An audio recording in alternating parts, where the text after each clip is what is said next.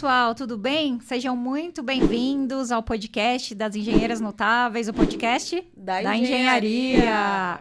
Isso aí, estamos aqui mais uma vez para trazer conteúdo de qualidade para vocês. Vamos agradecer aí aos nossos patrocinadores e apoiadores que permitem manter o nosso canal com esses conteúdos inéditos no ar. Quem são eles, Gi? Então, nosso agradecimento aqui à Procrio, à Soprema, à Soncine, à Imper Solutions e ao IDD. Muito obrigada, pessoal. Muito obrigada. E hoje a gente vai falar de um tema que há muito tempo a gente está esperando, ansiosamente, Gi, para falar, que é com relação aos sistemas de proteção e impermeabilização em estruturas de concreto com redutores de permeabilidade. Né, aí são os sistemas, né, os materiais conhecidos aí no mercado como os cristalizantes, né?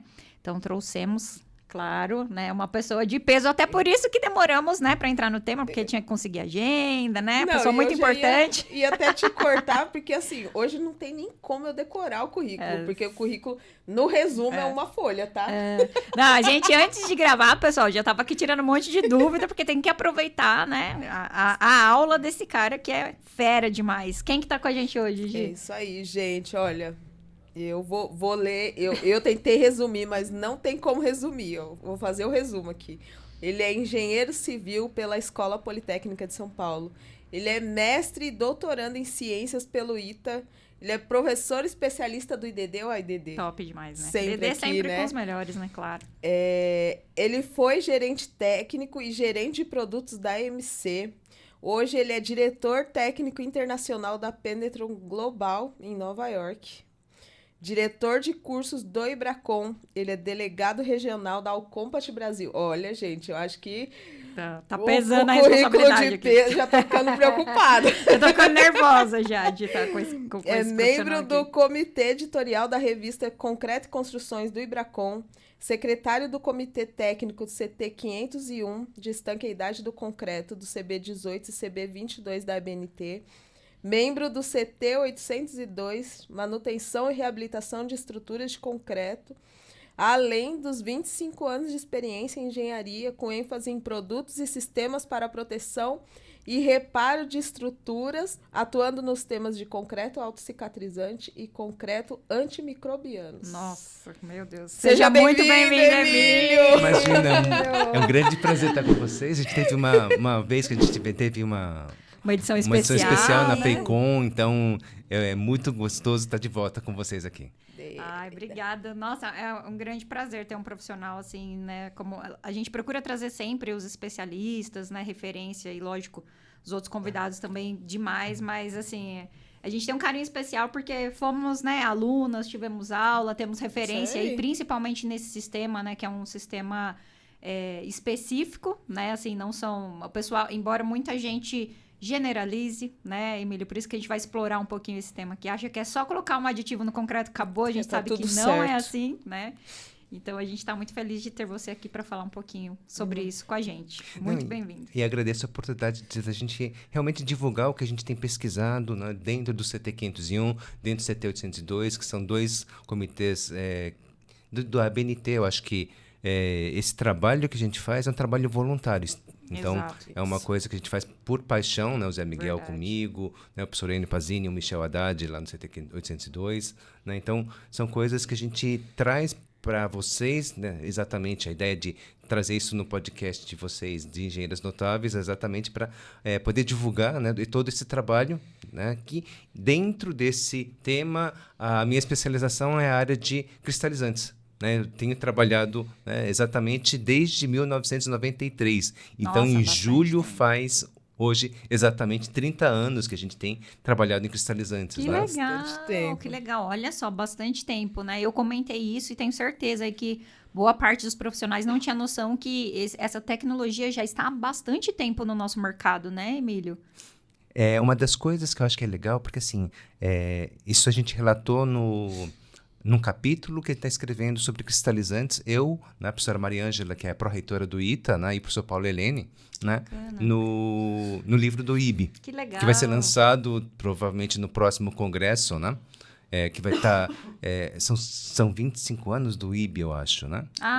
Sim. Né? Que legal. E exatamente a primeira obra que foi feita com cristalizante aqui no Brasil foi uma passagem que fica no metrô de São Paulo, né, entre a linha verde e a linha 4. Foi a primeira obra que usou o cristalizante. Isso. Olha, que legal. Na época nem existia linha 4, na verdade, né? Mas é aquele trechinho que você desce da Estação Consolação e você está indo para a Estação Paulista. Sei. Né? Aquele túnel ali foi a parte que foi a primeira aplicação de cristalizante. Desafio, né? Em julho de 93. Desafio porque, assim, foi a primeira aplicação e foi numa estrutura já super, né? Um túnel de estação. O cristalizante, de certa forma, assim, ele é mais conhecido dentro da área da construção pesada. Né? Não é muito, assim, foi mais recentemente que a gente entrou na área imobiliária e de edificações. E, então, as primeiras obras de cristalizante, ele está mais ligado à estação de tratamento de água e esgoto, então, saneamento. Né? Então, uma das primeiras obras foi a Et Alegria, no Rio de Janeiro. Né? Também foi, assim... os túneis da Carvalho Pinto, né, o contrato do guarda-chuva de manutenção do metrô de São Paulo. Legal. Né, esse trecho da linha paulista. Né? Então, esse foi os grandes trabalhos de infraestrutura. Uma porque o cristalizante, além de impermeabilizante, ele é de proteção química. Né? Por isso que a gente usa realmente muito, né, nessa área de saneamento. E também na área industrial. Mas eu diria que dentro do contexto hoje, que a gente está trabalhando no marco legal do saneamento básico, né, que a gente tem 10 anos agora, até 31 de dezembro de 2033, né, prover para 100 milhões de brasileiros, né, uma estrutura de saneamento para que a gente consiga chegar, pelo menos, universalizar o esgoto para 90% da população brasileira. Que legal. Então vai ter bastante trabalho, bastante uso também nesse sentido, né? Esse é um dos principais usos, eu diria assim, o maior volume do cristalizante, ele vai para essa área, né? Legal. Emílio, aí até para a gente conceituar o pessoal, né? Tem alguns profissionais que seguem a gente, alguns já especialistas, né? Outros estudantes, até para a gente colocar todo mundo no mesmo nível, seria legal conceituar, né, a forma de trabalho, aí, o conceito, né, do sistema, da tecnologia de redutores, como que ele funciona, Emílio? Quer ver? Eu acho importante trazer um pouquinho da história, né? Um pouco de história. Com certeza. Então, os cristalizantes, eles foram descobertos ou inventados, né, em 1946. Né? Então, é bastante... Onde que foi, Emílio? Você lembra? São dois químicos dinamarqueses. Ah, dinamarqueses. Legal. Isso. Né? E eles foram as pessoas que criaram uma empresa, na época, lá chamada Vandex. Ah, sim. Né? Então, vocês conhecem o nome, que já vem desde aquela época, né? Não foi, provavelmente foi em 1950 que eles criaram essa empresa, né? E, de certa forma, ele é o pai de todo mundo, no caso. Né? Depois que você cria uma invenção, 20 anos depois, a patente é cessada. Né? Então, você pela quebra de patente, você vê que depois de 1946... mais 20 anos, então 1966, a partir de lá começa a nascer as várias outras empresas, por exemplo, né, na área de cristalização, por exemplo, né, porque houve a quebra da patente, aí todos começaram a trabalhar com esses produtos. Né, e ali estão trabalhando com a primeira geração dos cristalizantes. Hoje a gente está na 4ª geração. Caramba! Na 4ª geração. Bastante, né? Assim...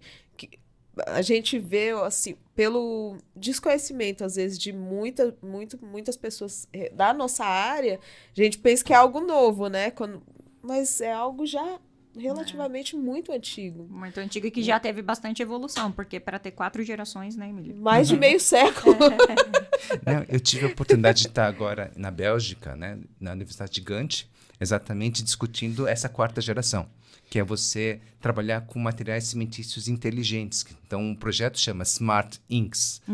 Seria smart de inteligente em sistemas cimentícios. Então, ele trabalha com concreto, argamassa e grout, né? No caso, autocicatrizantes. Né? Mas o smart vem de self-healing, que é a palavra em inglês de autocicatrização. Vem o M de multifuncional, né? A RT vem de Advanced Repair Technologies, quer dizer, tecnologias avançadas de reparo. Né? Então, esse projeto todo é um projeto que a União Europeia banca, né?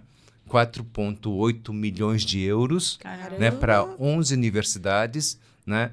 São 8 parceiros industriais e mais 4 agências de tipo regulação, né? Então, a coisa da autocicatrização é um tema muito forte lá na Europa. Que legal. Né? E, de certa forma, como esse SmartThings, esse projeto SmartThings, ele é bancado pela União Europeia, todos os resultados são open source. Ah, bacana. Né? Então, você quer um artigo da SmartThings, você consegue, né, acessar, né, sem pagar aqueles $37 que você poderia comprar. Você pode comprar por $37, mas tem outro sistema que você fala, não. Você vai lá e você pega de graça. Isso é bom também. Né? Então, você tem todo o traço do concreto, você tem o traço do grout, tem toda uma questão de desenvolvimento do mercado dos materiais autocicatrizantes, né? Então, esses são uma coisa bem interessante. Então, pelo fato de ser multifuncional também, né, é o que eu estou fazendo no meu doutorado no ITA, que é um concreto para saneamento, né, que é usar o aditivo cristalizante junto com o aditivo antimicrobiano. Né? Então, legal. isso é o que a gente chama de multifuncionalidade. Entendi. Né? Então, você vai ver... Você vai fazer uma combinação dos aditivos. Dos aditivos. Ali. Bacana. Né? Então, a maioria cumpre várias funções. Então, no que foi apresentado nesse congresso foi, no caso do meu artigo, foi o cristalizante com aditivo antimicrobiano, né? Teve artigos com cristalizante com inibidor de corrosão. Nossa, que legal. Nossa, isso Teve artigos que foram... uma coisa que eu achei bem interessante, mas, cristalizante com nanotubo de carbono. Olha. Né, que seria o nanotubo de carbono, ele te dá uma outra característica de você poder usar o concreto como sendo um sensor. Olha que legal. Né? Você consegue, através de uma propriedade que o nanotubo de carbono tem, que é capacidade de peso elétrica, né? Ele, conforme você vai deformando esse concreto, o afastamento desse nanotubo de carbono, ele é captado como sendo uma corrente, uma capacitância, né? E você consegue medir a deformação dessa placa de concreto com nanotubo de carbono. Que legal. Então, teoricamente, você pode fazer um trecho da rodovia, né, como sendo uma placa com nanotubo de carbono, o caminhão passa por cima e ele não precisa passar por uma balança. Caramba. Né? Ele já pesa ali no próprio próprio sistema. Nossa, bacana, hein? Muito e ele legal. pega, além do peso, pega a deformação que esse concreto tem. Isso, ele transforma a deformação desse concreto em um valor elétrico. Nossa, que interessante. Bem legal. Nossa, então vem muita coisa boa aí com as combinações com o cristalizante, né? Aí que a gente está falando da quarta geração, né? Top demais, Caramba. hein? Muito legal. Preciso estudar mais. Precisamos. Ô, Emílio, e quais são as metodologias, né? O uso aí, né? A aplicação dos sistemas com os redutores, né? Eles estão sempre ligados a materiais cimentícios, né? Explica pra gente aí a atuação dele e quais são as formas, né, de aplicação. Eu acho que, assim, dois movimentos que eu acho que são bastante importantes, né? É como que ele recebeu esse nome de redutor de permeabilidade. Né? Eu acho que esse é um trabalho que foi feito pelo pessoal de aditivos, né? Para a norma de aditivos químicos para concreto e cimento Portland, certo. que é a NBR 11768 de 2019. Certo. Né? E lá se cunhou o termo, a gente chama de designação normativa, né? De redutor de permeabilidade por cristalização. Né? Tá. Ele é bem inspirado numa norma americana chamada ACI 212.3R. Né? No capítulo 15, ele fala exatamente dos redutores de permeabilidade. Só que na norma americana, você vai ter dois termos que você vai ouvir muitas vezes no mercado, chamando de aditivos PRA e aditivos PRAM. Né? Que seria Permeability Reducer Admixtures.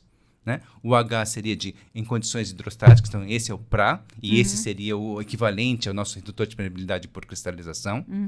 Né? E tem o PRAM, que seria o Permeability Reducer Admixtures in Non-Hydrostatic Condition. Tá. Né? Que no Brasil, né, nessa norma NBR 11768, a gente resolveu não usar de novo o termo redutor de permeabilidade, mas simplesmente adotar o termo, a designação normativa de RAC, de redutor de absorção capilar. Entendi.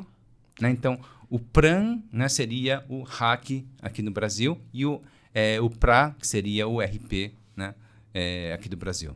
Né? Então, essa é uma forma importante porque você separa o que é um redutor de permeabilidade por cristalização e o que é um RAC. Né? O RAC está basicamente ligado a materiais hidrófobos.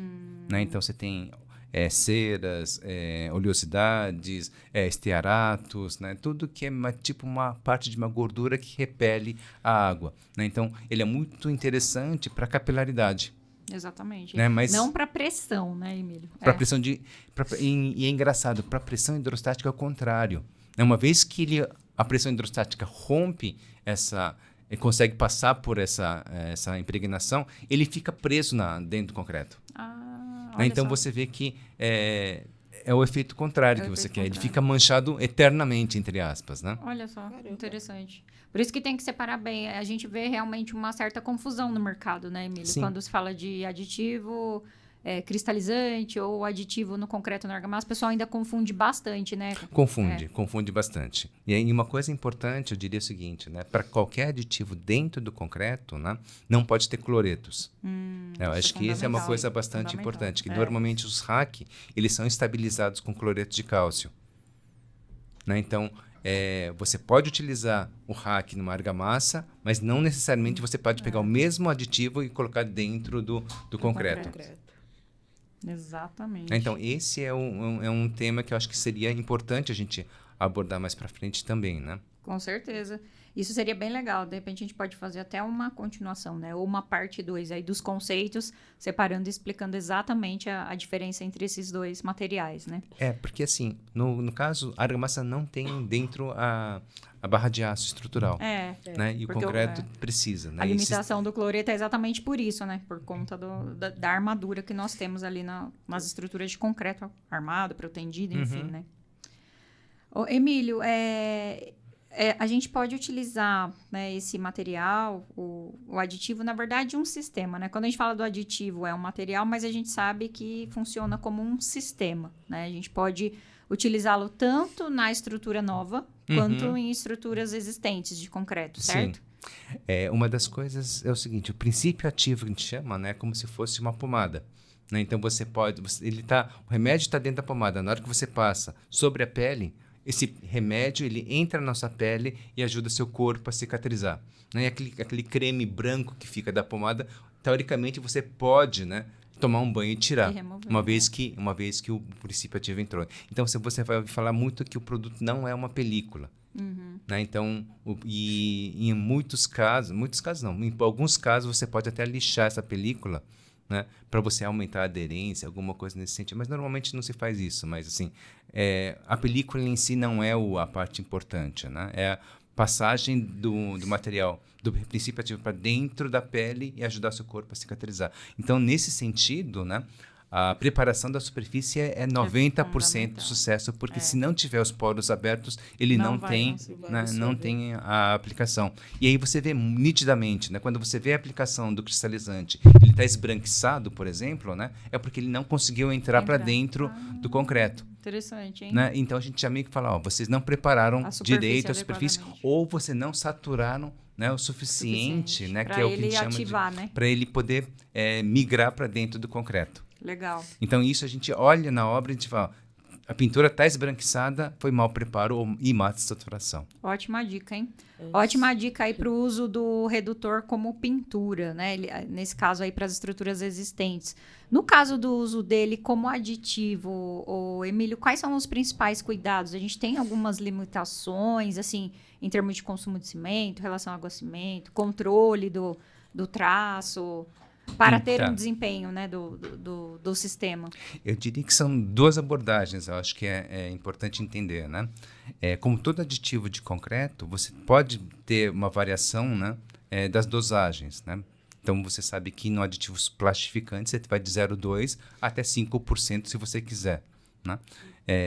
No caso dos redutores de permeabilidade, você vê que meio que foi convencionados pelos fabricantes, né, para que o aditivo não tivesse nenhum tipo de efeito danoso, entre aspas, principalmente no estrado fresco. Tá. Né? Então, você vai ver que as dosagens são recomendadas, são bastante fixas, por exemplo, 0,8%, 1%, né, 2%, 3%, dependendo um pouquinho do tipo de aplicação. Né? Então, por exemplo, 0,8% seria no concreto normal, 0,1% para concreto projetado. Entendi. Né? Esse é mais ou menos um número normal que o pessoal utiliza, né? E uma das coisas que eu acho que é importante dizer é o seguinte, é mais uma convenção, né? Depois a gente pode conversar um pouquinho mais sobre isso, né?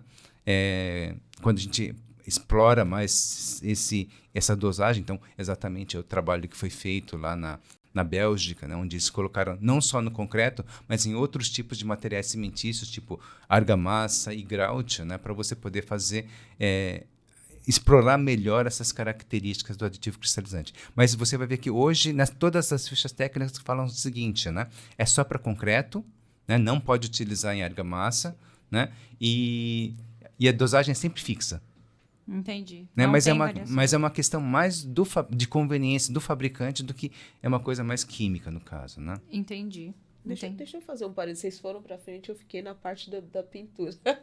Na verdade, porque assim, eu tive uma vez... Eu sou uma pessoa curiosa, extremamente curiosa, então eu pergunto bastante. Né? Eu vi você falando da questão de se tá esbranquiçado, quando é uma pintura cristalizante, pode ser que não tenha o efeito desejado. Né? Eu já ouvi pessoas, na verdade, já me falaram que o cristalizante por pintura funciona dessa forma. Ele tem que ficar esbranquiçado. Então... Não, é exatamente isso. O fato de estar esbranquiçado é que está saindo cristais, né? Tá. E você está vendo a cristalização. Então, ele precisa realmente, num primeiro momento, ficar parecendo uma eflorescência, vamos dizer assim. Né? Mas o ideal é que ele esteja para dentro do concreto. Tá. Você vê ali algum ponto, algum resíduo, não a superfície inteira. Não a superfície inteira. Não, eu já ouvi isso, que a superfície precisa estar esbranquiçada, que acontece, que é uma... Vamos falar que é uma reação que ocorre, mas a superfície fica inteira esbranquiçada. O ideal é que a gente entende, não. O ideal é que, pontos. na verdade... eu gravei isso. Que o esbranquiçado, né? Na verdade, se for inteira, para mim, eu disse pessoalmente, Emílio, né? É porque ele não preparou direito a superfície e não saturou direito na que a gente chama de condição SSS, né? Porque senão a cristalização ocorreria para dentro do concreto e não para fora do concreto. O SSS é o substrato seco saturado, é isso ou não? É superfície seca saturada. Superfície seca saturada. É o primeiro S que estava ali meio... Né? E essa é uma coisa que a gente sempre fala, né? Condição SSS, o pessoal acha que é só molhar.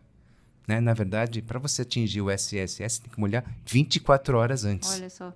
Porque internamente tem que estar saturado. Tem né? que estar superfície saturado. Tem que estar seca, mas a estrutura internamente saturada. Precisa estar saturado. Então, quanto mais cedo você coloca, né, é mais importante. Então, existe até alguns produtos químicos que te ajudam, né, a saturar a estrutura. São base de silicato de fluorsilicato, por exemplo, né, que ajudam a saturar antes. Então, você aplica antes esse produto, joga mais água, né, e depois você aplica a pintura, e depois você joga de novo esse produto para manter essa água. Quer dizer, é um produto que cada molécula desse produto agrega 300 moléculas de água. Olha só, legal. Isso é interessante, né? Porque você vê que tem muita confusão de sigla de como preparação de substrato, por exemplo, né? O pessoal fala, o que é um seco saturado? Né? Então, o pessoal fala muito isso. Você está me falando que precisa estar seco saturado, mas o que é isso? Né? Esse é um ponto interessante, porque isso a gente está abordando no CT802. Né? No CT802, a impressão que se tem é que o SSS é obrigatório em todos os casos, né? E não é verdade, né? O SSS, ele é conveniente porque é o mais fácil de ser feito, e quando você não consegue saber qual que é o melhor dos 4 sistemas de saturação, né? Usa o SSS porque pelo menos é o mais seguro, né? Talvez não seja o melhor, não seja o melhor, mas garantir um mínimo em todas as situações. Por isso que você vê que na norma de reparo, por exemplo, né, não existe um item falando, toda argamassa de reparo precisa do SSS. Uma porque, por exemplo, existem argamassas epoxídicas, que é exatamente o contrário, você não pode ter. Né? Exatamente. Então, quando você vê no universo grande de argamassas de reparo, que tem base cimento, base epóxi, base híbrido epóxi, cimento, híbrido epóxi, e cimento, poliuretano, né, tem uma série de várias bases químicas, você tem 4 tipos de preparação, 4 tipos de saturação, inclusive que é os 2 extremos, né? O SSS, que é um extremo saturado, e o seco, que seria, por exemplo, para as argamassas, que não pode ter umidade. Tem umidade. Ah, interessante. A gente vê bastante confusão de termos, né, no nosso, Sim.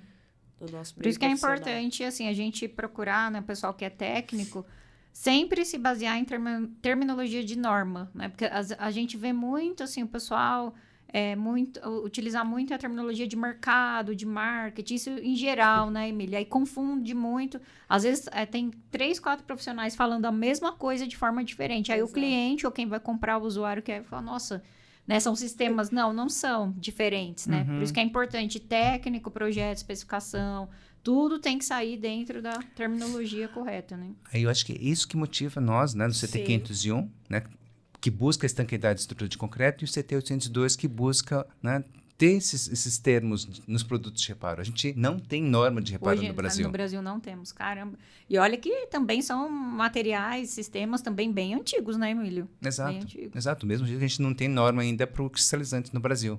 Nossa. Isso é complexo mesmo. Essa questão de termos, assim, às vezes até você vai falar com alguém, a pessoa fala assim, você nem sabe o que você está falando, e a gente está falando relativo à norma, mas a pessoa já aprendeu ali no mercado outro termo. Sabe o que acontece? De certa forma, nós como fabricantes, né, a gente tem uma certa culpa porque a gente tende verdade. a deixar o mais simples possível e de menos erros possíveis, né? Exato. Então, essa questão da dosagem, por exemplo. Dosagem fixa, né? Não muda, né? Para que as pessoas não errem, né? Mas existe um potencial muito grande, né, dos usos cristalizantes, que é exatamente o que esse projeto Smart Sinks tem trabalhado agora, por exemplo. Né? Começa a abrir aí para atuações específicas que a gente pode explorar do cristalizante, né? Exato. Por exemplo, né? Eu tinha comentado no comecinho que é só para concreto. Né? No Smart Sinks ele trabalha dentro do concreto, dentro de argamassa e dentro de grout. Né? E grout, no caso do grout, o termo do Smart Sinks, ele não é o grout que a gente utiliza aqui. O termo de grout deles é mais parecido com grout geotécnico, que é mais uma cauda de cimento. Entendi. Né? Que é o que a gente utiliza muito, por exemplo, em injeções de contato de túneis. Verdade. Né? Então, por exemplo, para o rodoanel norte agora, por exemplo, a gente tem especificado o concreto projetado com cristalizante e uma cauda de cimento com cristalizante, né? Que seria esse grout autocicatrizante, né? Para injeções, para diminuir a infiltração, né? De um túnel, por exemplo. Mas esse termo, né? Você vê que eu posso trazer essa tecnologia que a gente desenvolveu em túneis, né? É praticamente fácil você trazer num subsolo de garagem, por exemplo, né? Verdade. Daria para utilizar e ter bastante benefício, Verdade. né? Ô, Emílio, e assim, só uma curiosidade, tá? A gente falou aqui do uso dele em estruturas novas, que seria incorporar o aditivo no concreto, e o uso em estruturas existentes, essa aplicação, né, que a gente está chamando por pintura, mas na verdade não forma uma barreira, né? Impregna. A idade e as condições, considerando uma estrutura existente, né? A idade desse concreto e as condições vai impactar, né, no desempenho. Porque, tipo assim, se a gente, quando faz para uma estrutura nova, a gente estuda bem ali o traço, consumo de cimento, relação ao água-cimento, obviamente, as condições de desempenho atual desse concreto antigo vai influenciar também no aditivo. Vai, né? E esse é um ponto bastante aditivo, importante, no né? redutor, Porque, assim, hoje você tem algumas limitações, né? Mas essas limitações são mais por conveniência do fabricante do que exatamente do que é trabalhado, né? Então, quando você entra num estudo mais profundo, como está sendo feito lá na Europa, né? E o pessoal está explorando muito essas questões dos aditivos, né? E o que eu quero dizer é o seguinte, né? Você pode trazer algumas inovações, né? Mas muitas das coisas você ainda mantém por causa da cultura do cristalizante. Entendi. Né? Talvez esse ponto é um pouquinho complicado de ser falado. Então, quando eu falo para um público geral, eu falo de uma forma mais simples, né? Tipo, né? Só usa em concreto, 0,8%, né? Agora, quando eu consigo ter um público mais eu diria assim, mais selecionado, seria, mais né? técnico, tipo, ali, o curso mais que eu fiz agora no domingo com o pessoal do IDD, né, eu posso explorar mais, né, esse trabalho da dosagem dos cristalizantes. Então, nesse sentido, eu vejo que tem um potencial muito grande, né, de ser utilizado, principalmente, né, em estruturas novas, né, e uma das coisas que eu acho que vai ser importante também é pensando em sustentabilidade e durabilidade. Né, porque a ideia é que você aumente a vida útil de um concreto, né, pelo menos você dobre, né, a vida útil dele. Olha só. Né?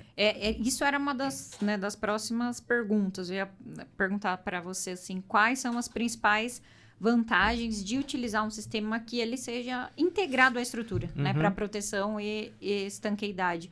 Uma delas seria essa questão de ter a vida útil, ter a mesma, né, vida útil aí da estrutura e até potencializar ela, né, Emílio?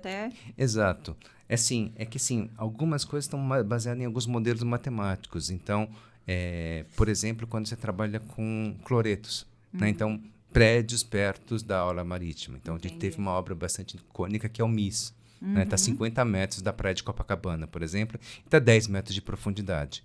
Né? Então, é uma laje que vai estar dentro de um anfiteatro gigantesco, né? Tem que ser estanque, né? E isso impacta, né? Isso impacta na questão da estanqueidade. Com certeza. Né? Então, uma das coisas que eu acho que é importante, eu até gostaria de citar, porque é uma das paixões nossa, do José Miguel, né? Que é o CT501. Né? A gente quando você fala de sistemas, né, de um uso sistemático do produto, a gente está baseando hoje numa norma inglesa chamada BS 8102 de 2022, né, que ele trata a estanqueidade, né, de uma forma de que é uma composição, uma combinação de vários tipos de proteção.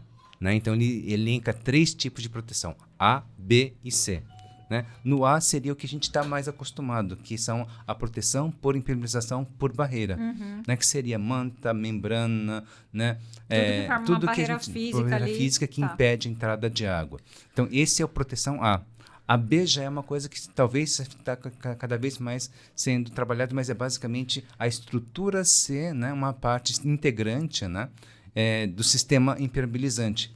Olha só. Né, que eu acho que esse é um ponto interessante quando a gente faz, por exemplo, né, dentro da nossa norma 9575 de impermeabilização, falar, tem que fazer, né, um teste de carga antes de aplicar a impermeabilização. Né? Coisa que as pessoas não entendem isso. Né? Eles falam, não, o concreto pode ser de qualquer jeito, pode estar vazando, porque vem a impermeabilização e resolve. Acha que ela vai salvar o problema na estrutura, que vai resolver problemas estruturais, eu sempre falo isso quando eu vou fazer. Vocês precisam parar de pensar que o produto vai salvar a pátria, não é isso não, gente, é um conjunto. Né? Então, entra a proteção tipo B como sendo a estrutura ser estanque, né? No sentido de que ele limita... o tipo B é basicamente isso. Ele limita a água na forma líquida, mas permite a passagem do vapor de água. Né? Eu acho que esse é um ponto diferencia muito do tipo A. De barreira. Porque tem barreira que não permite, né? Não permite. A passagem do vapor, exatamente. Né?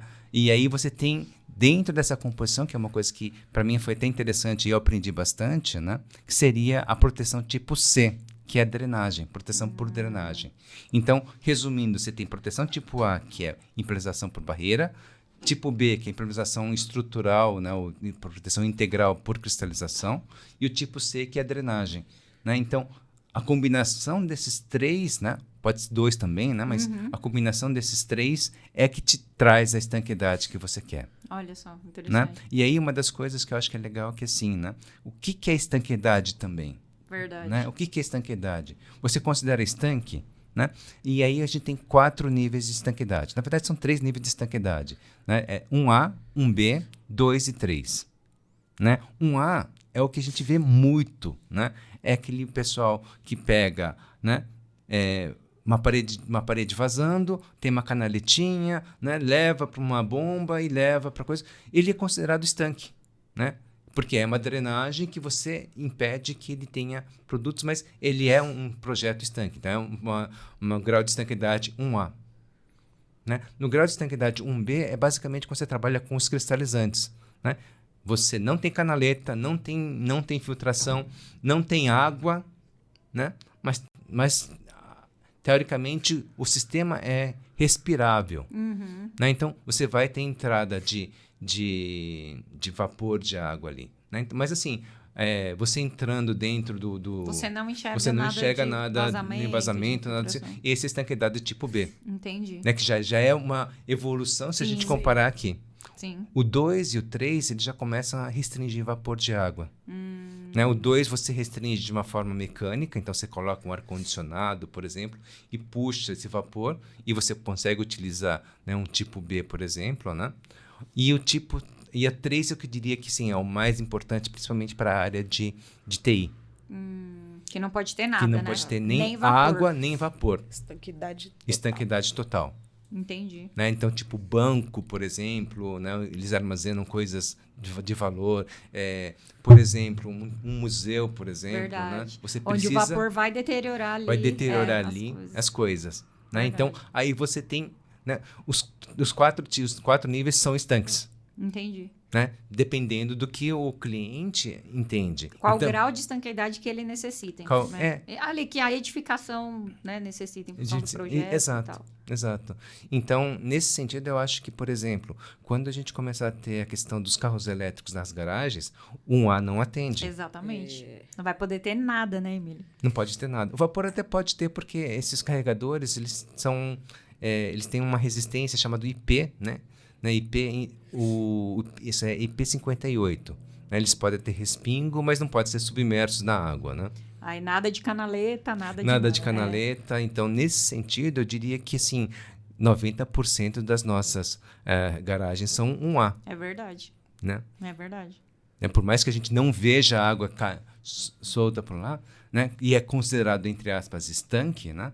Não atende, no caso, né? o nível de você ter uma vaga, uma tomada em cada vaga de estacionamento, por exemplo. E vocês falando isso agora, eu lembrei que já passa até propaganda na TV de empreendimentos que tem uma vaga para carro elétrico para cada unidade. Então eu fico pensando, como que eles estão fazendo nesse Será processo? que o pessoal está pensando nisso, né? Nas questões de estanqueidade, proteção, já me trouxe É. isso agora, porque eu vi Eu também recentemente já essa peguei propaganda. alguns projetos, assim, não com uma tomada por vaga, mas tem lá, sei lá, uma porcentagem de tomadas para, né, quem tiver carro elétrico e é algo... Tá passando uma na TV, até de uma construtora relativamente conhecida, que tá oferecendo uma vaga por unidade. Olha só, tá vendo? Né? Então, ela precisa estar realmente pensando nisso, né? Exatamente. Exatamente. Então, esses são os desafios que a gente tem colocado no sentido de definir o que é estanqueidade, no sentido de definir quais são as metodologias, né? E aí uma das coisas que você tinha comentado, quais são os profissionais que são importantes nesse sentido, Exatamente. né? E eu diria que o projetista de implementação tem que trabalhar com calculista estrutural. Tem, Né? verdade. Tem que trabalhar com tecnologista de concreto. Direto, né? Direto. No caso de obras novas, né? Sim, sim. E no caso de obras novas, dependendo da complexidade, por exemplo, né, a gente vai estar colocando um parágrafo nesse texto do CT 501 que, se você ter, dependendo da monta, né, é importante que você contrate um hidrogeologista. Olha Né, só. para você entender como é que funciona a água que está, o lençol freático que está ao redor, né? Porque nessa nova atualização dessa norma inglesa, BS 8102, ele prevê incidentes recorrentes, ou eventos recorrentes de 50 anos. Né? No sentido de que, como você tem uma estrutura projetada para uma vida útil de 50 a 100 anos de idade, né, de vida útil, faz sentido você prever nesse trabalho, né, eventos que vão ocorrer a cada 50 anos. exato. Por exemplo, uma enchente. Verdade. Né? Então, o que acontece? Hoje, né, uma laje de pressão de um subsolo, ele pega o valor de uma sondagem que ele fez não sei quantos atrás, numa determinada data, e achar que aquele vai aplicar para a vida carga toda, que ele tem. Né? Ele aplica lá o coeficiente de segurança de 1.4, né? Que é o que qualquer software faria. Né? Sim. Mas isso é uma coisa que eu acho que, assim, ele não prevê, por exemplo, o evento de uma enchente que, né, não é mais 2 metros abaixo do solo, é 2 metros acima da calçada, que você tem água e toda essa pressão, né, ele entra, né, e está fazendo pressão na laje sob pressão. Né? Lógico que vai depender se é um solo mais permeável, né? Se é uma areia, se é uma argila, né? Por isso da importância do hidrogeologista, no caso, né? Mas que eu acho que é um termo que a gente tem que colocar, vai colocar, porque a norma inglesa, doutor, ele achou importante isso. Isso é importante. Eu não sei se você lembra, né, assim, até citando como exemplo, né, o que aconteceu ali na Mogi Bertioga, recentemente. Exato. Foi um evento atípico, mas que cedeu a rodovia porque estourou toda a parte de tubulação por baixo, de drenagem em função de volume de água, que aquela tubulação não estava dimensionada para aquele volume, que foi um volume atípico, né? Exato. Mas é basicamente isso. A gente não pode também deixar de considerar isso para as nossas estruturas, principalmente residencial, né? Vai deixar o subsolo embora, né? Lá de pressão romper, não dá. Já pensou? Lógico que mas sei lá, a cada 50 anos, a cada 60, e daí? Mas quem estiver lá, eu não gostaria de estar, né? Então, não, mas imagina, a gente tem aí mudanças climáticas também, recorrentes. Isso também. Né? Sei lá, por mais que a gente estime, sai muito do controle as coisas do jeito que andam, né, Emílio? Assim. E essa questão de eventos extremos, né? Eu acho que é uma coisa importante. Por exemplo, a gente ficou entre aspas, né? Um tempinho atrás a gente ficou muito entusiasmado porque aquele aumento de 2 graus de temperatura do globo, não sei o que, né? Isso iria aumentar em 20% os ventos, né? Os ventos de projeto. Né? E, teoricamente, quase 80% dos edifícios teriam que ser reforçados com fibra de carbono. Então, a gente estava prevendo uma disparada de venda de fibra de carbono por causa disso, por exemplo. Porque teria que ser tudo recalculado, por exemplo. Olha né? só. Tá vendo? Precisa considerar, porque vai que algo está previsto lá a cada 50 anos, com essas mudanças, a cada 15 acontece. A gente não sabe. Né? Porque uma prevenção. Se a cada 50 anos pode ocorrer tanto há 50 anos, pode ocorrer daqui a 2 semanas. Exatamente. Tem que se prevenir, né? A gente precisa estar prevenido para tudo. Tem que se prevenir. Emílio, aí só para a gente fechar essa primeira parte, depois a gente entrar na questão mesmo das especificações e parte de projeto, em quais tipos de estrutura que a gente pode utilizar esses sistemas? Por que a pergunta, né? Lógico, a gente entende aí que ele tem uma resistência à pressão muito alta, então, geralmente, e até para ele ter uma boa eficiência, né, o sistema trabalhar em estruturas enterradas, submetidas a elevadas pressões, várias que a gente citou aqui, né, a questão também da parte de saneamento, os subsolos, né, submersos, enfim.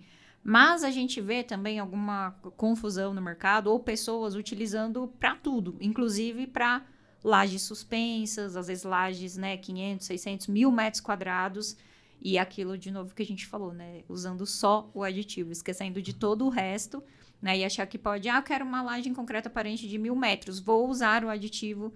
Como que funciona isso? Só para esclarecer também para o pessoal que a gente vê que é recorrente, né? São 2 coisas que eu acho que é importante, né? O cristalizante, o mecanismo de gatilho dele é a entrada da água na fissura. Tá? Então, acho que esse é o primeiro momento onde ele começa a cristalizar e autocicatrizar a fissura. Então, de certa forma, né, eu concordo com você no sentido de que as estruturas ideais para o cristalizante são o que a gente chama de obras hidráulicas. Sim. Tá? Eu acho que esse é um ponto importante, né? Mas eu já vi o pessoal, por exemplo, trabalhando em uma laje de cobertura como sendo sistemas de segurança, entre aspas. Né? Então, ele é aditivo à laje, mas ele faz, né, a manta sobre ele. Seria um sistema duplo, né? Seria um sistema duplo. Né? Então, ele, de certa forma, para ter alguma segurança a mais, ele aditiva o concreto. Mas ele, assim, quando que é importante também dizer o seguinte, né?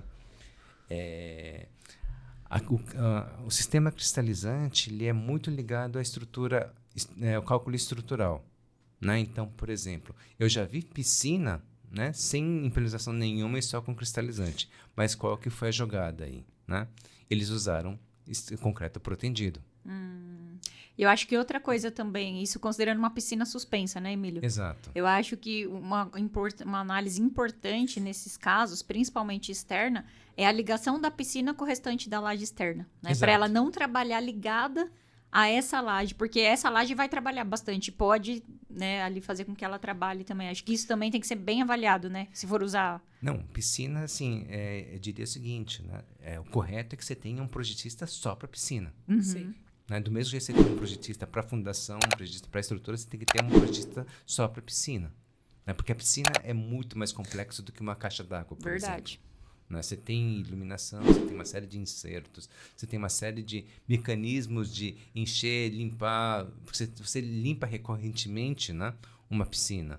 E isso faz com que você tenha que isolar. Né? É importante você isolar a piscina estruturalmente Exatamente. da estrutura como um todo. Porque hoje, na maioria dos casos, elas são ligadas às lajes, né? As Tudo lajes junto, né? de Não deck, dessolidariza. tudo. Né? Exatamente. E isso, no fundo, o que acontece? Né? Quando você faz uma análise estrutural, né, eu acho que aí você vai precisar dizer que, né, vai ter deformações maiores.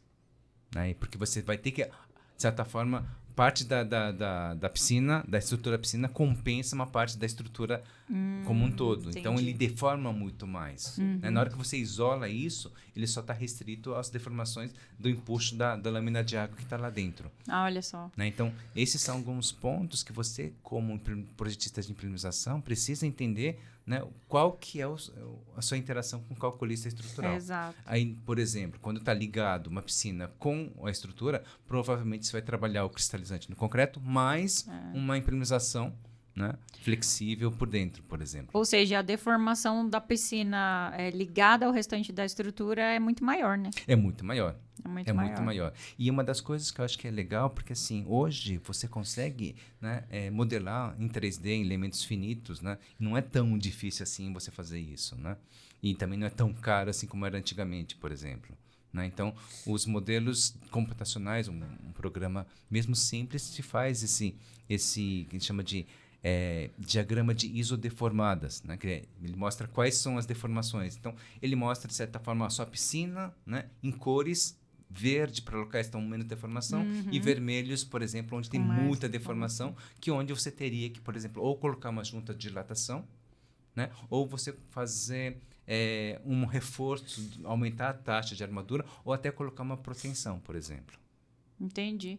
Emílio, e é raro a gente ver assim, né? Pelo menos a gente trabalha há algum tempo já com projetos, já pegamos bastante projetos de edificações. É raríssimo a gente ver uma piscina dessolidarizada do restante da estrutura, seja no pavimento térreo ou até mesmo em coberturas, né? Porque tem gente, né? Tem muitos prédios aí que a gente vê o espaço de lazer fica lá no 20º pavimento, que a gente tem uma movimentação. Tops, né? Exatamente, da vida, que é muito maior. A gente vê assim, será que é uma falta realmente de análise em conjunto do pessoal de estrutura com impermeabilização, porque, né, se a gente for pensar, é melhor para todo mundo, né? Se a piscina vai deformar menos, é melhor para todo mundo, é melhor para a estrutura, é melhor para a estanqueidade, quando a gente separa ela, né? Mas é raríssimo a gente ver. Uma esperança que a gente tem é a própria adoção do BIM, né, como sendo um trabalho onde você consegue ter vários profissionais interferindo no mesmo projeto. Exatamente. Eu acho que esse talvez seja uma das formas da gente integrar, né, os diversos profissionais. Mas uma coisa que salta aos olhos é exatamente que cada um pensa no seu. Né? Exato. E, de certa forma, o mais coitadinho aí é os projetistas de impermeabilização, Verdade. porque eles recebem toda a estrutura do jeito que E os se outros vira, né? foram convenientes e se vira, né? Exatamente. E o duro é que você já não tem muito mais como porque fala assim, não, eu já fiz a minha parte, eu não vou refazer isso aqui, não. Pra mim tá tudo certo. E é uma briga, vocês não têm noção, é uma briga. Igual a gente tá agora com um projeto também, veio calhar o exemplo, né? Mas exatamente isso. Não, já tá todo mundo... Gente, mas a gente tá compatibilizando, a gente mandou... Não, mas os outros projetistas já fecharam. Então, assim, questões de cota, caimento, não tem. Vocês têm que se virar e tem que caber, tipo, em 2 centímetros. Falei, gente, como que vocês dão caimento com 2 centímetros, pelo amor de Deus? Vai pôr um ralo a cada 2 metros? Vai virar uma peneira essa laje? Né? E é exatamente o que o Emílio tá falando, assim, vocês... Aí tem que a impermeabilização. Gente, não tem, se vira. Gente, tem que ter compatibilização, né? A gente traz... pontua muito isso, né? Nas aulas eu comento muito com os alunos e a esperança é que a gente cada vez mais divulgando, isso tende a melhorar no mercado. que o projeto de impermeabilização, ele deve ser contratado junto com os outros, né? Não tem essa de, todo mundo já evoluiu, vocês estão começando agora, tem que aceitar o que tá aí. Não dá, gente. A gente até cogitou de colocar no texto do CT501 que quem começa o projeto é o projetista de impermeabilização. Depois vem os calculistas estruturais. Ia ser ótimo isso. Ainda dá para colocar no texto? Não, na questão do subsolo em si, eu acho que dá para fazer isso. Importantíssimo. Importantíssimo. Daquele trabalho que a gente apresentou no IB, a gente teve, assim, um trabalho muito bom e foi muito legal, assim, porque o projetista que estava envolvido da laje supressão, né, da contenção, o tecnologista, que era o pessoal do Prudêncio, já estava todo mundo amarrado no projeto. Então, foi muito legal de trabalhar, porque um entendia aquilo que a gente falou também, né, os projetistas envolvidos terem conhecimento desse tipo de estrutura. Porque a hora que você falava, ele já, não, realmente, tem razão, a gente tem que mudar aqui, vamos tentar eliminar juntas, pôr juntas só onde realmente não der. Então, consegue ter uma conversa que vai ser, assim, o resultado vai ser benéfico para todos, né? Para o projeto, para a obra, para a durabilidade da estrutura. Mas quando não existe esse alinhamento, é terrível. E esse é, assim, você já tem uma referência, a BS 8102 de 2022, a inglesa, fala que quem lidera o projeto é o projetista de implementação. Olha só, tô vendo? A gente Aí, tem que começar pega a dica. Né? Isso para obras de subsolo. De subsolo. Então, a gente tem que começar Mas eu acho que é um desafio aí, né? Valer, eu acho que é um desafio aí pro pessoal realmente começar a trabalhar junto. Acho que a gente falou em algum episódio anterior nosso que precisa ter a caixinha de projetista, né? Todo mundo tem que andar junto e trabalhar junto. Eu falo até, Emílio, assim, experiência própria, né? A gente trabalha hoje já com o BIM, já tem um pouco mais de 2 anos. E mesmo no BIM, né, eu falo para os meus clientes, falo para o pessoal que trabalha ali junto em equipe, sempre tem um coordenador terceiro, né? Falei, gente, BIM não vai salvar a pátria se a gente não mudar a cultura. Porque aí o que eles fazem? Vamos fazer arquitetura e estrutura em BIM, o restante em 2D. Passei por isso recente. A gente entregou um modelo, né? E o cliente devolveu questionando que os ralos estavam incompatíveis com o projeto, né? Que os ralos a gente traz da hidráulica. Falei, olha, não pode estar incompatível porque a gente usou os modelos, né? A gente usou todos os modelos, a gente vinculou, então a gente compatibilizou. Não, mas é que a alteração que a hidráulica fez está no CAD. Eu falei, olha, a gente foi contratado em BIM. Então, para você trabalhar em BIM, a atualização deveria estar no modelo, né? Acho que não é a questão de... Esse é o problema, assim, no Brasil, o pessoal... tô fazendo BIM, só que aí não. Então, no modelo eu faço 50%, o resto você abre o CAD lá e traz manual. Isso é BIM? Não é, né? Não é.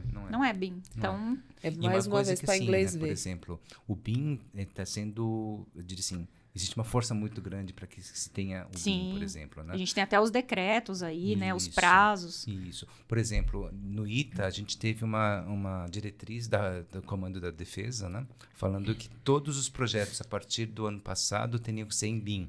Olha só. Né? E aí todos os alunos do ITA, tanto de graduação como de pós-graduação, e a força do CTA... da aeronáutica, receberam um curso de graça do BIM. Olha que legal. Né? Então, a gente teve, FAB na BIM, por exemplo, né? Que era uma coisa que não era só da aeronáutica, mas também do Exército, e a Marinha também tinha um projeto semelhante, mas dentro isso foi até uma diretriz do Ministério da Defesa. Né? Então, todos os alunos de engenharia foram capacitados em BIM. Nem todos, na verdade, né? Porque...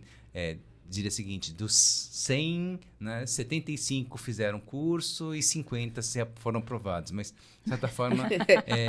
Pelo menos 50%. Já temos alguma coisa aí, né, Emília? Né? Mas, assim, se você for ver no nosso programa de pós-graduação lá do ITA, tem 3 projetos só de BIM. Que legal. De compatibilização só de espelho, né? Isso. De trazer o CAD, por exemplo, para o BIM, como é que você faz? Você tem que ter, em vez de falar, você não pode fazer mais em CAD, tem que fazer em BIM. Não.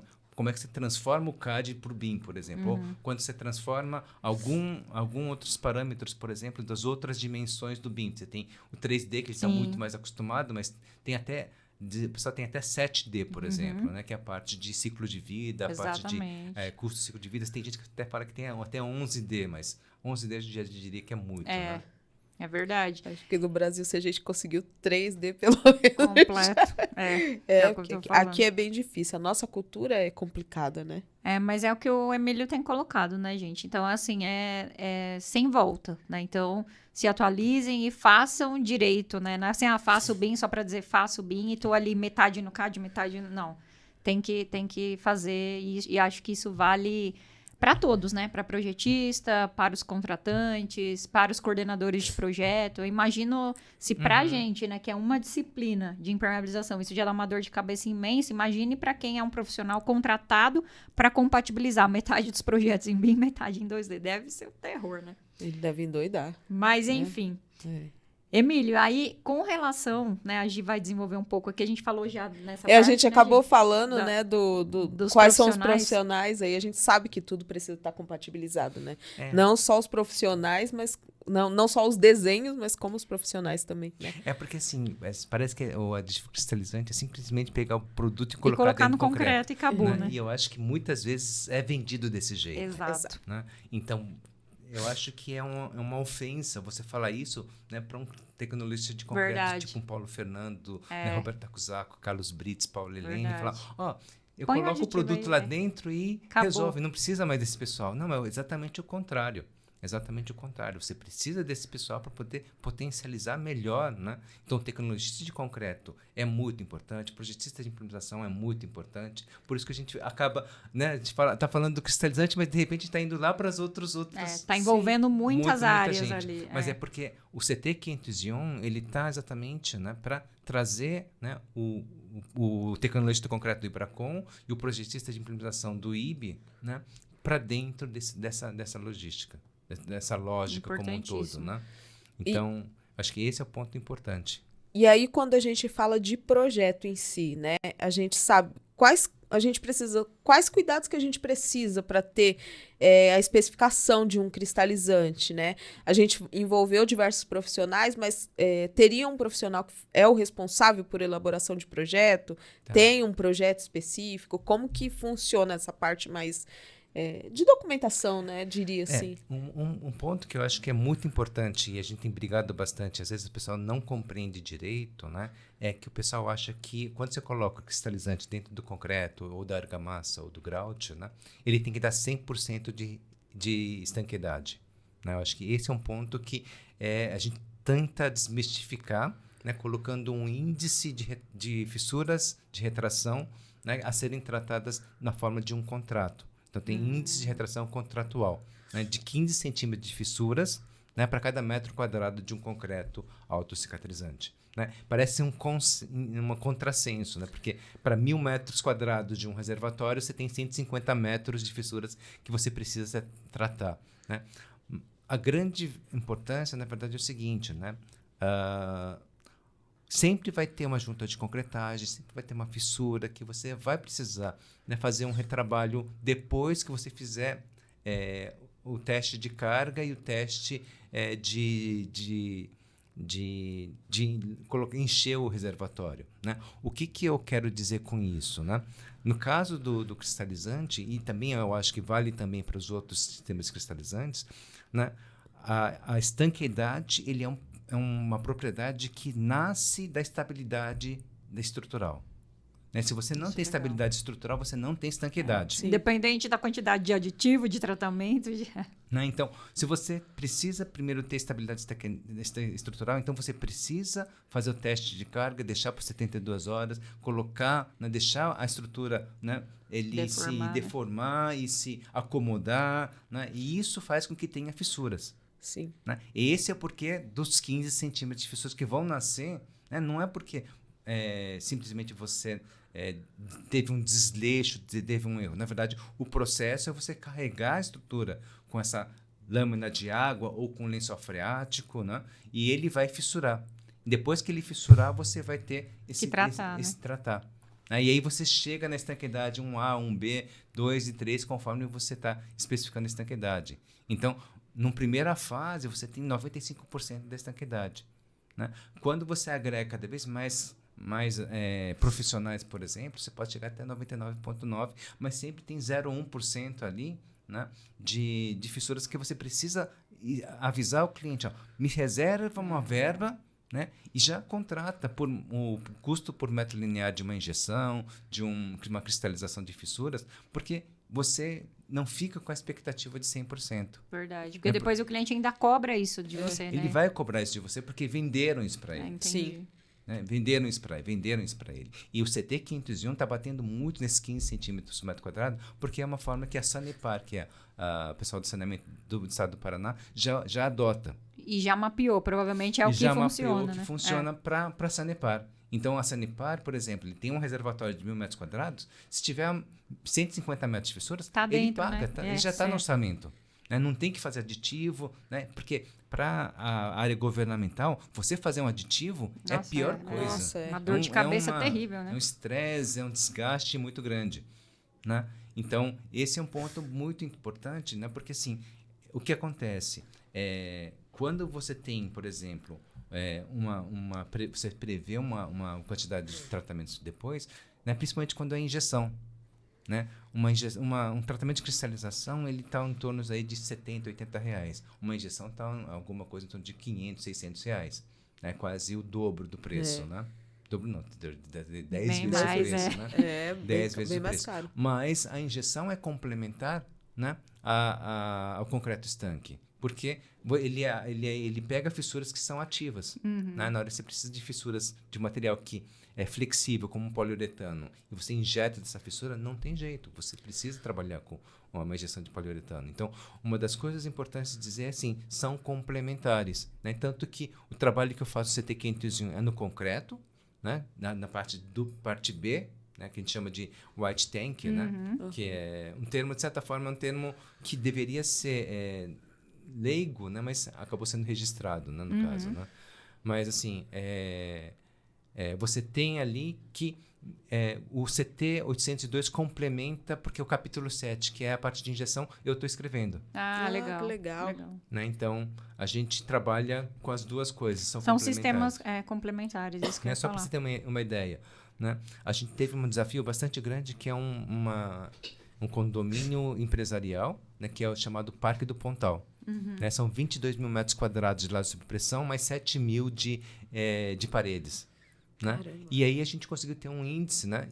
Não de 15 centímetros por metro quadrado, mas de 2 centímetros por metro quadrado.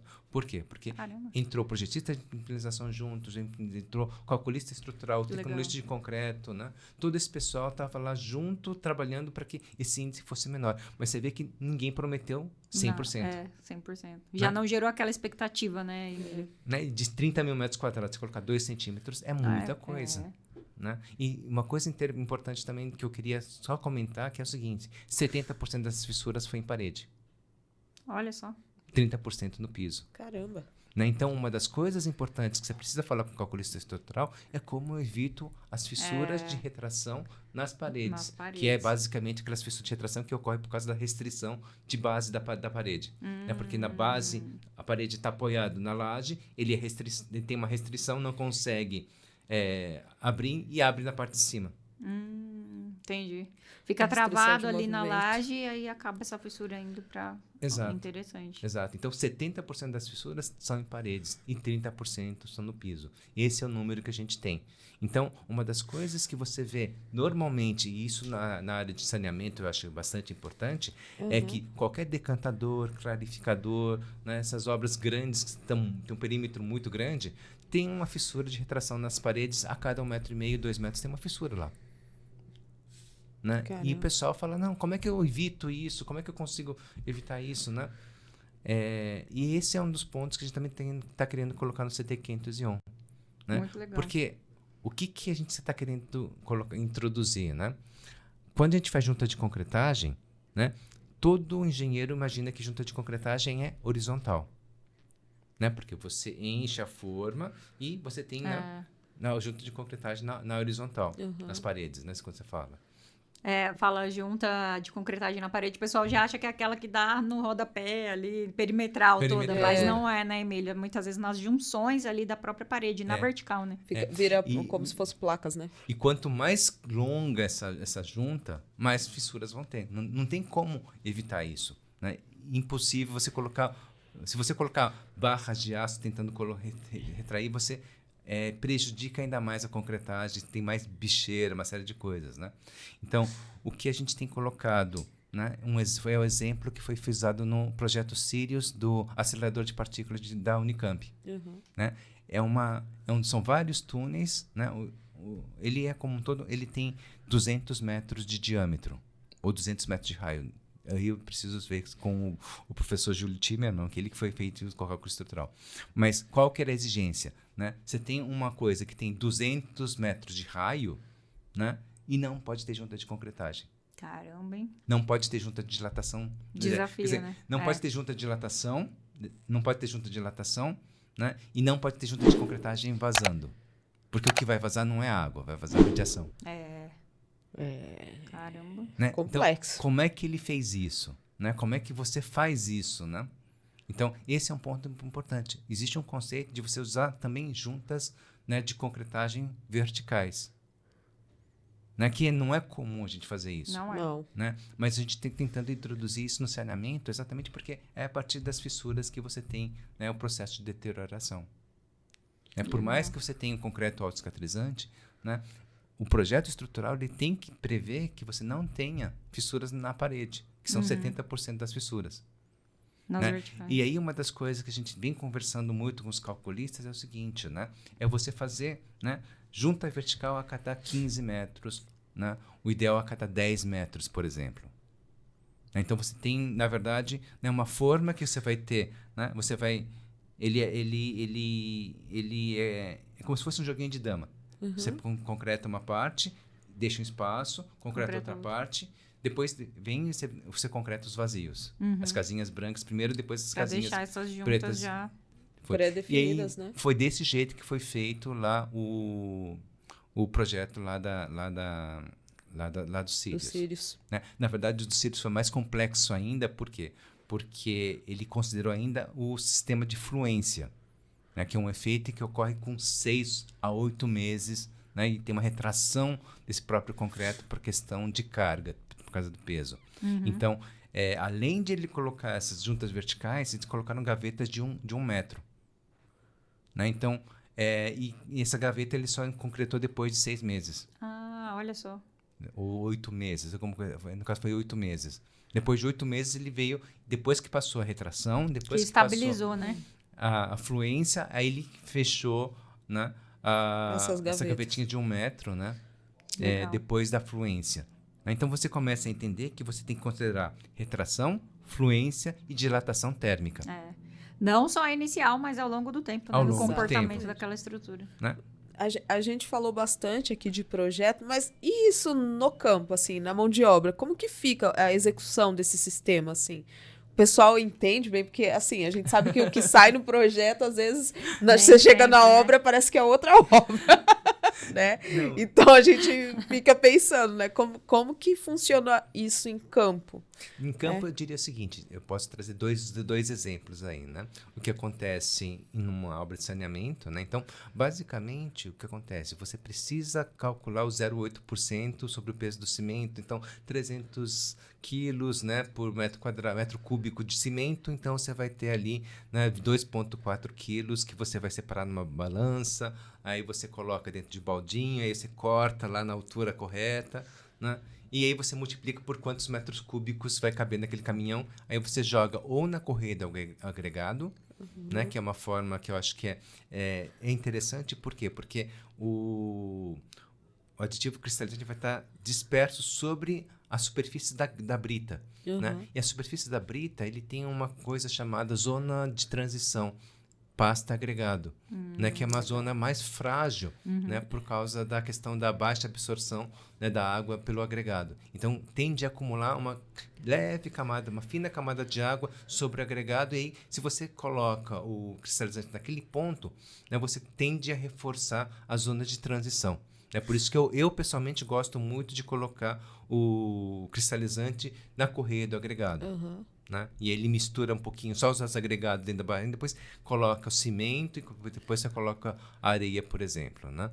Mas, de certa forma, isso você tem que ter um pessoal Controle de na qualidade, né? usina, e nem todos os caminhões que saem da usina vai para sua obra, né? Então, eu já vi vezes que o pessoal dosou um caminhão e foi para outra obra, né? É por isso que eu falo, às vezes tá lá no papel e na obra é outra. Eu falo, vim na Não, obra errada. é complicado, né? Então, nesse sentido, você dosar na obra também é uma outra solução, Aham. né? Só que aí, uma coisa que é importante, assim, né?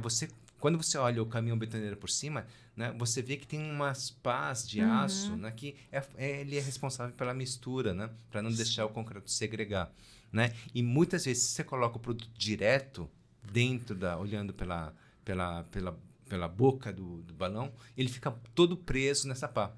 E não faz não o vai pro efeito que você concreto. quer, e não vai para o concreto. Então, uma das coisas que a gente prefere fazer são dois tipos, né? Você utiliza sacos hidrossolúveis, né? Que já vão com 3 kg Aí de, você já de joga produto lá e já e- joga lá dentro, né, da massa do concreto e evita que ele fique preso, né, nessa Aham. pá. Né? Então, esse foi o termo que foi utilizado no contorno nos concretos projetados do túnel do contorno de Florianópolis. Né? Lá a construtora falou o seguinte: eu tenho diversos traços de concreto projetado. Né? Um vai com 2.4, outro com 2.8, outro 2.1, 3.2. Né? Então, em vez de fazer tudo isso, de fazer uma continha para cada um, né? Joga o saco hidrossolúvel 3 kg por metro cúbico e acabou. É. Mais fácil, né? E mais seguro. Justamente por Mais conta seguro. dessa questão que a gente está falando aí de quem está ali na ponta dosando isso, né, Emília? Isso. Né? Mas é muito comum o pessoal pegar, no caso de dosagem na obra, o pessoal pegar um tamborzão de 200 litros, né? Jogar o correspondente tipo, são 8 metros cúbicos, né? 3 quilos cada um, 24 quilos, você pega, é mais ou menos 1 para 1. Né? Então, você para 24 quilos, você coloca 24 litros de água. Faz uma calda, aí você pega no baldinho, joga o pessoal sobe na escadinha e joga lá dentro. Pelo menos líquido, ele não fica preso Na pá. na pasta. Né? Se você quiser melhorar ainda, é colocar um tubo de PVC, né, de 6 polegadas, e aí você introduz o tubo de PVC lá dentro do balão, e você joga, Você verteu o né, líquido. esse líquido lá para Legal. dentro do concreto. É o que algumas usinas de concreto já fazem. Ótimas por dicas, exemplo, hein, né? Emília? O pessoal já pega a dica aí de Eu como já estou fazer. anotando aqui. Porque a gente sabe que por mais que, né, a gente amarre tudo em especificação, tem que estar ali conferindo na ponta, né, Tem. Emília, para sair. E uma das certinho. coisas é a seguinte: se você coloca na corrida agregada, você tem todo o processo de deslocamento da usina Verdade. até a obra, ele já está bem misturado. Né? Verdade. Mas quando chega na obra, né, qual que é a primeira dúvida? Quanto tempo tem que estar misturando? Né? A conta é mais ou menos o seguinte, né? 3 minutos mais 1 minuto para cada metro cúbico. Né? Então, por exemplo, né, tenho 6 metros cúbicos, né? Então são 3 minutos mais 6 seis. minutos, 9 minutos. Já fala que tem que fazer 10 minutos, Sim. porque Pra né, garantir. na obra, se você 9 fala 9, minutos, vira 5, né? Exatamente. Fala 20, vira 10, então a gente sabe como que funciona. Né? E aí você perde 10 minutos, mas você não perde em todos os caminhões. Na verdade, Sim. você perde só no primeiro. Né? Porque os outros já vêm na sequência e na hora que ele já está estacionando, você Verdade. já tá, Não terminou um, você já tá misturando já tá o outro, misturando né? o outro. Verdade. É. Legal. Melhor, né? Né? Nesse sentido, por exemplo, vários fabricantes fornecem o suporte técnico aí nesse caso. Né? Sim. Então vai lá, mostra qual que seria o melhor, né? Se é melhor no correio agregado, se é melhor lá na obra, né? Se é melhor o saco hidrossolúvel, se é melhor fazer a pasta. Né? Então esse é um trabalho que o pessoal faz. Mas uma coisa também importante também que eu acho que faz parte da estanqueidade é a instalação das fitas hidroexpansivas antes. Fundamental. Né? Porque quando você trabalha só com a concreteira, ele só está pensando no concreto. Mas a estanqueidade das juntas de concretagem e essa proteção com fita hidroexpansiva, que já está né, esse texto da fita hidroexpansiva está na revisão. Revisão não, já está em vigor, né, na norma de execução de concreto, 14931. Legal. Isso é bom, isso é bom. Né? Então está falando lá, você prepara a junta de concretagem e para locais que precisam de estanqueidade com pressão hidrostática, você coloca a fita hidroexpansiva. Isso é muito bom. Isso é legal, porque eu até comentei isso no trabalho, lá apresentado, mas o que eu vejo, assim, o pessoal muitas vezes quer usar qualquer pessoa que está dentro da obra para instalar essa fita. E sim, não é bem por aí, né, Emília? Que tem que ter experiência, noção, até quem tem prática é melhor, porque são os pontos mais vulneráveis que a gente está tratando. São os pontos mais vulneráveis. E uma coisa que tem que levar em consideração é que se não estiver bem fixo, né? Na hora que colocar o Na hora concreto, que você colocar, vai sair do lugar, né? aquele fluxo do concreto, ele leva embora. Então, isso é importante também. Eu vejo que alguns fabricantes até têm, né, assim, às vezes, aplicadores já muito adaptados, né, já com bastante experiência no sistema como um todo, né, de controlar ali junto, ajudar na dosagem do aditivo quando precisa, na instalação da fita. Aí a gente acaba tendo uma segurança maior, né, Emília? Sim. Nesse sentido, eu acho que até dentro do próprio CT501 a gente tem colocado a figura de uma... A gente provisoriamente está colocando o nome aplicador White Tank, né? Legal. Mas assim, é alguém que faz o controle de qualidade, né? E é treinado para isso. Né? Então, uma das coisas que eu acho que é importante, né, desse profissional, dessa equipe, na verdade, é controlar, principalmente conferir as armaduras. Verdade. Né? Uma das coisas que a gente tem discutido bastante dentro do Ibracon é que ninguém confere as armaduras e ninguém deixa um registro dessas armaduras. Né? Concretou, você já não sabe o que aconteceu. Né? E eu contei uma historinha que quando estive no Japão, de 94 a 96, né, eu participei muito de obras do Japão. Né? E a gente era obrigado a tirar foto da armadura antes de fechar a forma. Para mostrar que está na posição certa, que não está faltando nada. Que está no espaçamento correto. Então, lá no Japão, é comum você ter uma régua. Só que assim, é uma fita métrica, só que imagina uma fita métrica que tem 20 centímetros de largura e 5 metros de comprimento. Essa é a menor, tem uma de 30 metros. Né? E a cada 20 centímetros ele fica branco, vermelho, branco, vermelho, branco, vermelho. E aí você pega essa régua, estica sobre a armadura, né? E você tem noção, aí você consegue ter noção de qual que é o diâmetro da armadura, qual que é o espaçamento. Né? Já confere tudo, já né, confere Emília? tudo. Aí você vai com um quadrinho assim, coloca ó, viga tal, né? Viga tal, barra de 1 polegada, né? Arroba, né? 20 centímetros, né? E...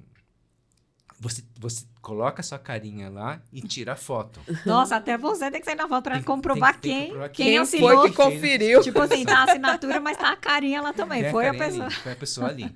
Que legal. Né? E tira a foto. E essa foto vai... Né? Na época, a gente pegava aquelas fotos, revelava, né? Pegava a colinha bastão, colocava no papel, entregava isso para a prefeitura e ficava com um registro na prefeitura. Olha só, tá. Por que lá é importante isso? Porque lá tem terremoto.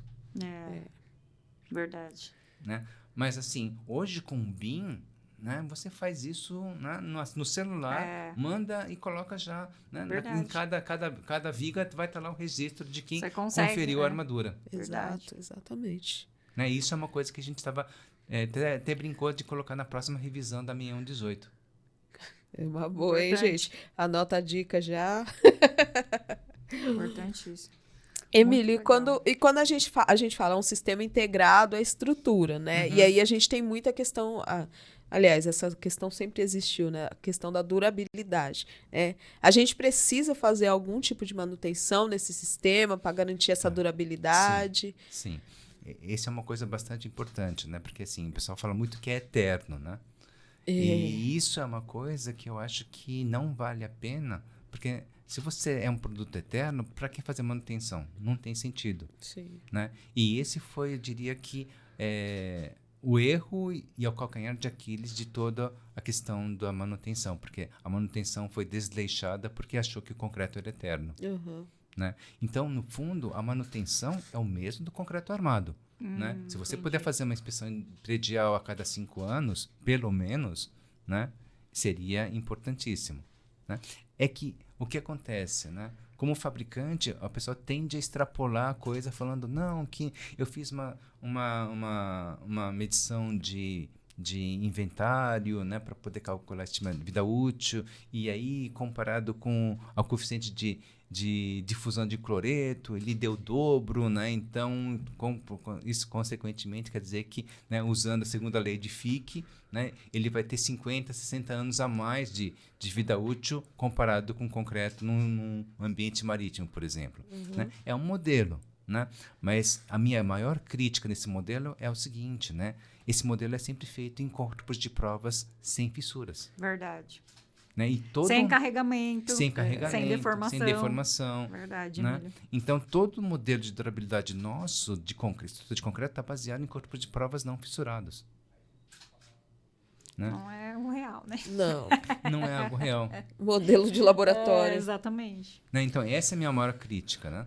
No sentido de que a gente não tem realmente, né, na situação real de condição real de obra, né? Por isso, da questão da manutenção. Né? E realmente a manutenção é a manutenção da estrutura, porque a eficiência do sistema está ligado à estrutura, né? Ao desempenho da estrutura. Né? E por isso também nessa questão dos sistemas autorreparáveis ou autocicatrizantes. Né? Então, ele não vai cicatrizar tudo. Né?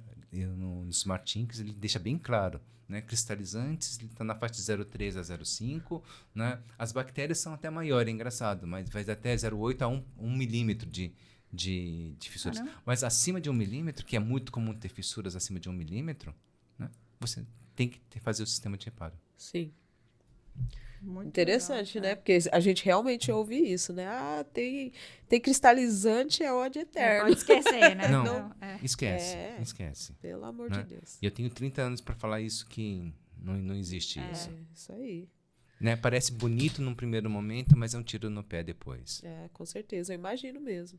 Ainda mais uma estrutura, né?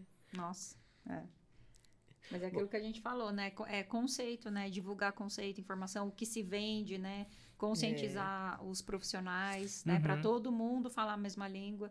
Que nem o Emílio falou, muitas vezes é vendido, né? A gente ouve mesmo o cliente falar, não, vou usar cristalizante lá porque eu não vou precisar da manutenção, que já vai estar tudo certo, que vai Você estar diminui a manutenção, né? Acho que esse é um ponto que eu acho que é importante. Né? E o que a gente sempre coloca nesse sentido, né? Você não elimina a manutenção.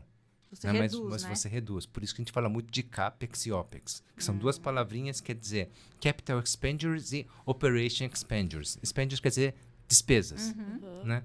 Então, Capital Expenditure seria despesas de custo inicial, né, de bens de consumo, bem de capital.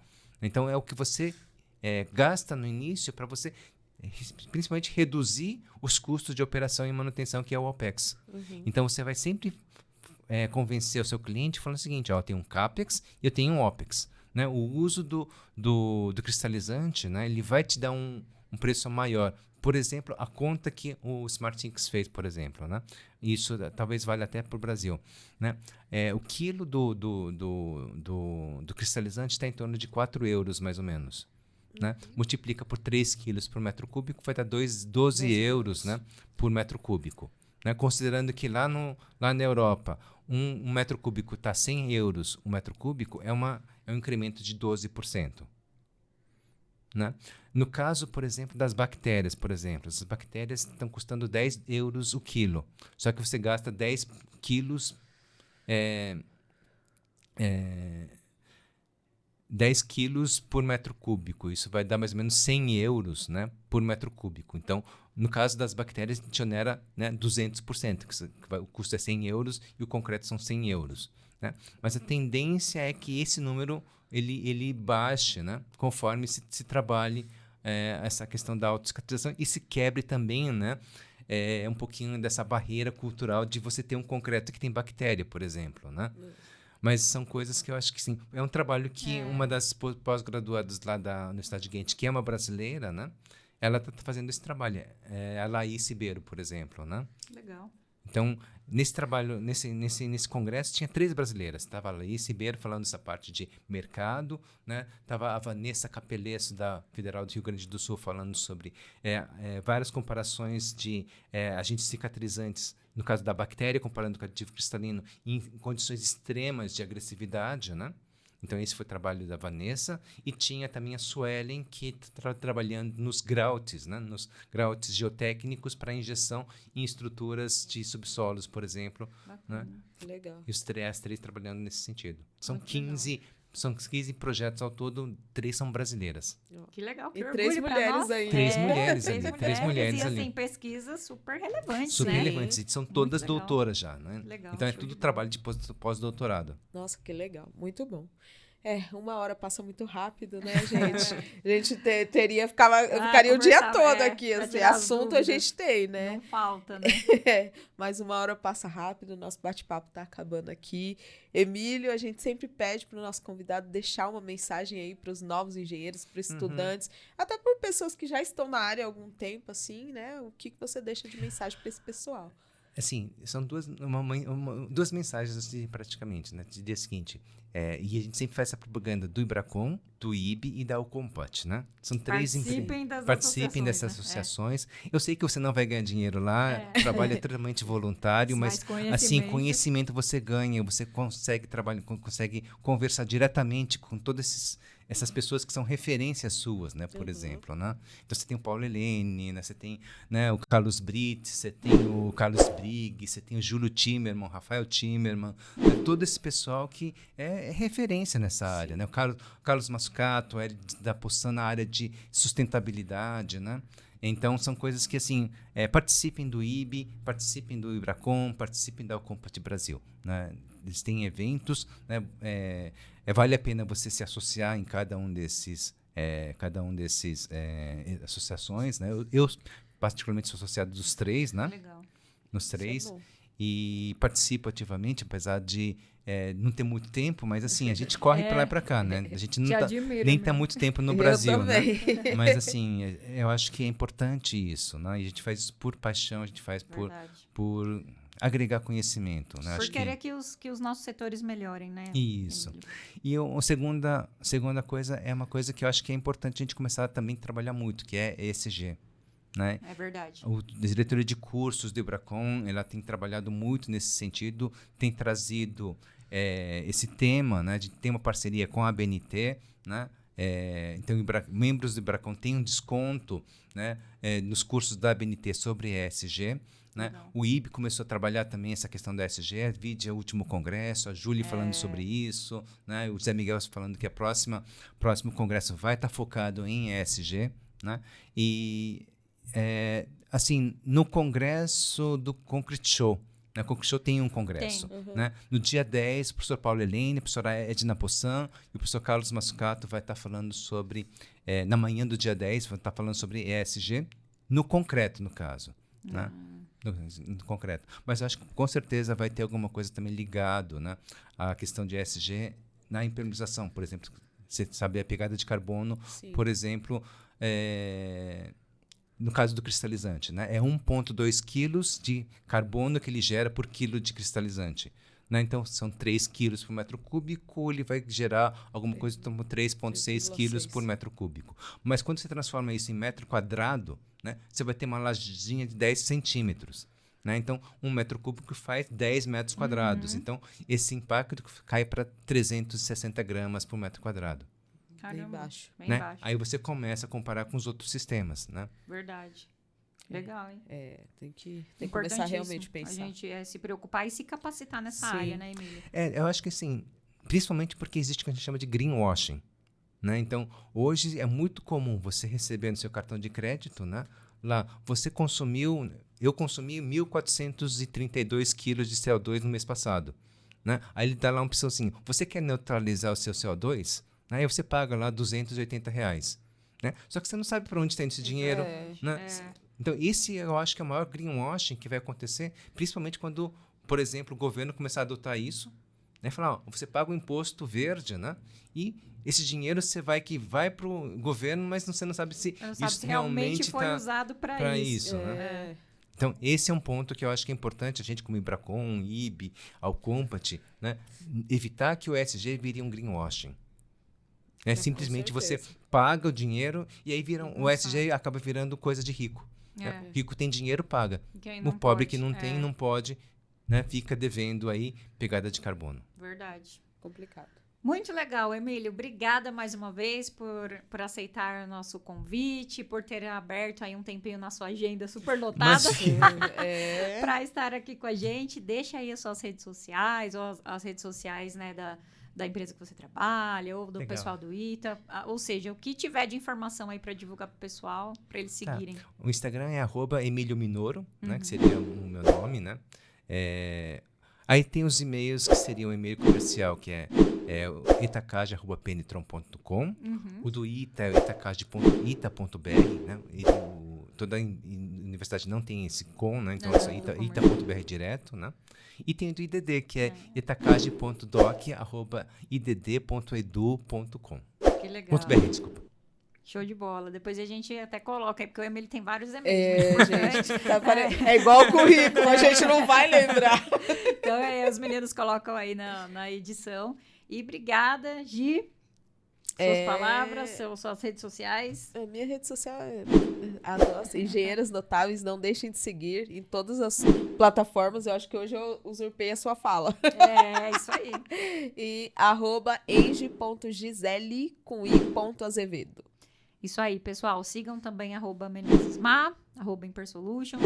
Aos nossos patrocinadores, muito obrigada também mais uma vez. Sigam também nas redes sociais, né, Gi? Isso aí, sigam lá, pessoal. A Procrio, a Soprema, a Impersolutions, a Soncine e o IDD. Isso aí. Muito obrigada a vocês por nos acompanharem e até o próximo episódio. Tchau, Tchau, tchau.